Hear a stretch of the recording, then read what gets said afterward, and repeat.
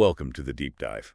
Today we're jumping into just one source, this really interesting piece from the Jamaica Gleaner, dated June 11, 2025.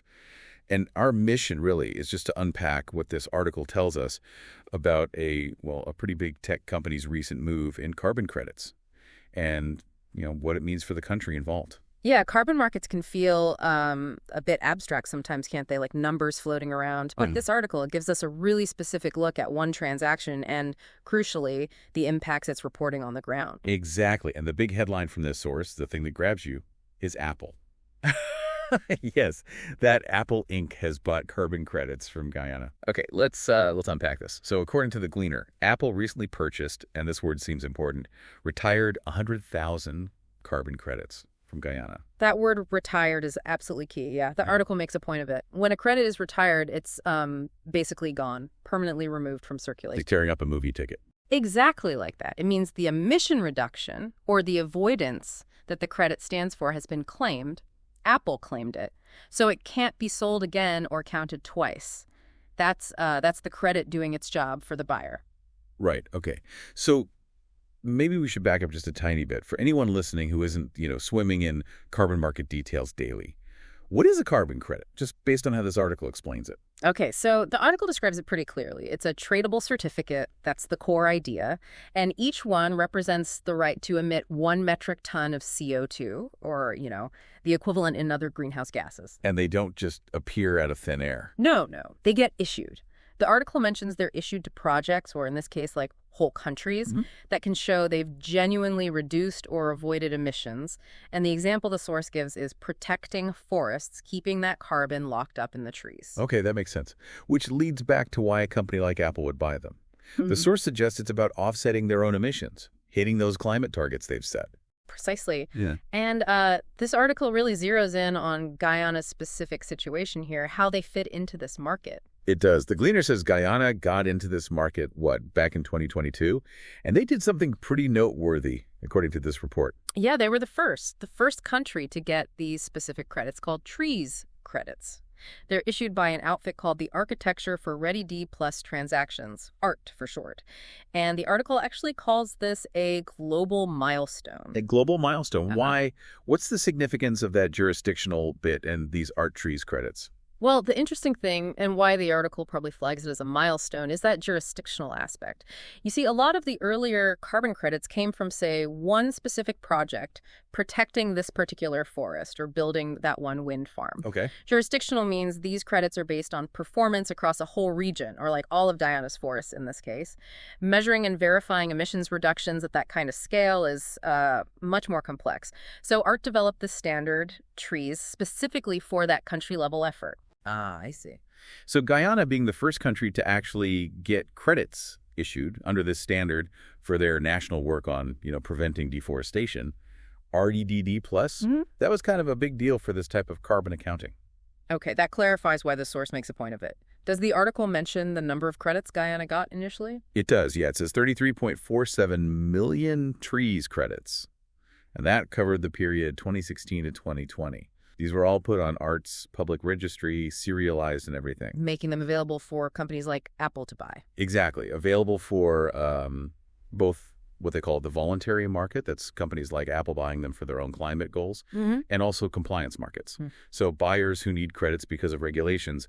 The source actually gives an example. Airlines under the ICA scheme, the International Civil Aviation Organization's rules, they might need these credits too. Right. So back to Apple's purchase then. The article brings in Guyana's vice president, Dr. Harat Chagdeo. What's his take on this specific Apple deal, according to the Gleaner?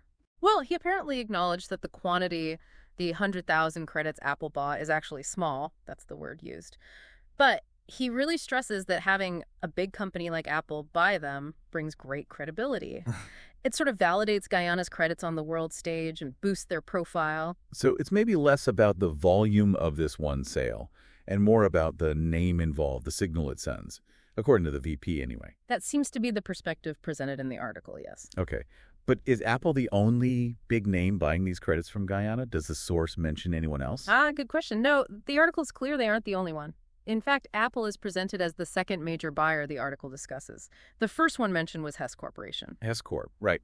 And the article contrasts those two deals pretty sharply, doesn't it, in terms of scale? Oh, absolutely. It really puts the Apple purchase in context.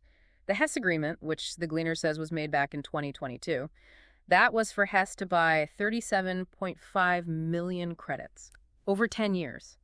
And the value is pegged at least 740 million US dollars. Wow. Okay, so 37.5 million over a decade versus Apple's reported 100,000 purchase. Yeah, that really highlights the VP's comment about Apple's amount being small, even if it's important for credibility. Definitely gives you that sense of scale from the source material. Now, you mentioned impacts on the ground earlier. This is where, for me, it gets really interesting. Where does the money from selling these credits actually go? What does the Gleaner article say about that? Right, this is a really crucial part of the article. It states that this whole mechanism, selling these credits, has already funneled about $14 billion directly into Amerindian communities in Guyana over the last 3 years. Hold on, 14 billion. Did I hear that right? Billion with a B, directly to communities. That sounds like a huge number from selling these credits. Does the article explain how that distribution works, how they arrive at that figure? It provides some details, yeah. It quotes the vice president again. He apparently says the Amerindian communities are formally entitled to 15% of the revenue, but he's quoted saying that over the last 3 years, they've actually received more like 20%. Okay, so 15 to 20% of the total revenue. And that $14 billion figure, according to the report, is earmarked to fund something like 4,000 different projects. Projects specifically designed based on what those Amerindian communities need. 4,000 projects. Right. Okay. So a significant portion goes straight to local communities for their priorities. What about the rest? The other, 85% of the money? The article says that the larger share, the remaining 85%, is invested in things like national infrastructure projects and climate resilience initiatives across the country. So the source paints a picture of a two-pronged approach: direct community funding and broader national investment. That level of specific detail reported in the article, the dollar figures, the percentages, the number of community projects funded from carbon credit sales. It really does, as you said, take it from just a market idea to something with, well, reported concrete outcomes. Yeah, it shows that pathway, at least as described here, from, a credit being issued for forest conservation all the way through to specific financial flows and development projects happening reportedly in Guyana. So when you think about climate action or international development, what's the takeaway here? This case study, just looking through the lens of this one Gleaner article, seems to really connect the dots. You've got a global tech company's climate pledge, a country's conservation success, and then direct funding reported for local communities.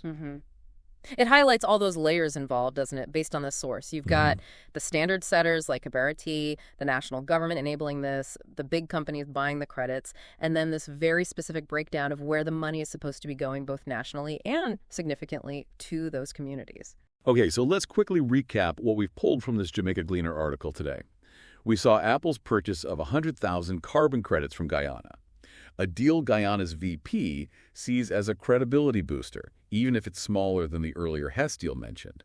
We touched on what carbon credits are, according to the source, and Guyana's role as a pioneer with those first jurisdictional R-Trees credits. And crucially, we looked at the reported distribution of the revenue, that striking $14 billion figure, going directly to Amerindian communities for thousands of projects, with the rest funding national priorities. Right. And maybe a final thought, just drawing strictly from what this article presents. It paints this picture where you have these very different buyers, a huge tech firm making a purchase alongside a massive energy company making a long-term investment commitment. And both types of deals, according to the report, are contributing to this funding stream that supports both national infrastructure and very local community-led projects, all tied back to preserving forests. It kind of leaves you wondering about that specific model, how that interplay works as presented just in this one source. It feels like a unique snapshot from the carbon market world. Absolutely. Some fascinating details reported in that piece. Thanks for joining us for this deep dive into the source material today.